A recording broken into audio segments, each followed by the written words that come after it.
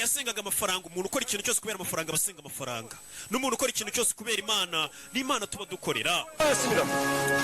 Reba uwo munsi uwo musore ubwo yabaga rwose ananiwe, impamvu yagendaga akarara ateka muri resitora atekera abantu yabaga bitewe n'ubukene. Iyo yabaga ku munsi w'akaruhuko yajyaga gukoropa mu masawuna kugira abone udufaranga, agacuruza imboga ndetse akajya no kuba umushoferi w'abantu basinze akabatwara.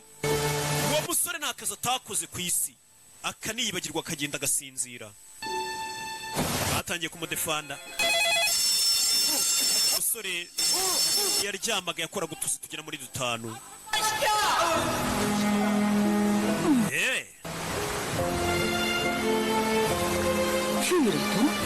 No ku munsi w'ikiruhuko ese yaruhukaga ryari uwo musore?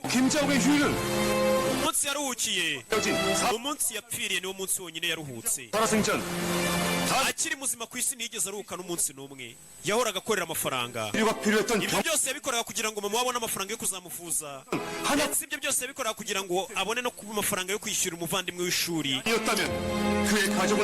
bitaba amafaranga uyu musore yakoreraga yiyushya kuya, ntabwo umuryango we wari kubaho. Bivuze ngo uyu musore ntabwo amafaranga yakoreraga kubera we.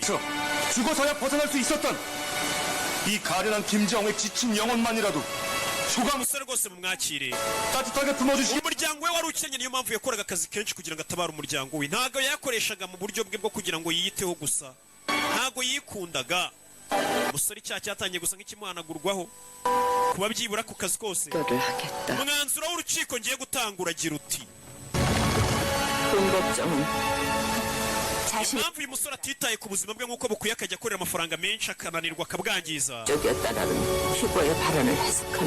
Agaruka yakundaga amafaranga, nta nubwo ayo mafaranga yakoreshaga mu nyungu ze bwite zo kwikunda, ahubwo yagiraga afashe mama we wari urwaye, ndetse amafaranga yafashije n'umuvandimwe we. Wenda icyo gihe twakubabarira turi kugucira urubanza tukumva ayo mafaranga niwe yakoreshaga, tugaruke mu ishyamba. Ubwo arababariwe, urubanza rwa kabiri ararutsinze. uca mu manza zirindwi iminsi niko iri kugenda yicuma. yaje mu ishyamba ry'ibyuma.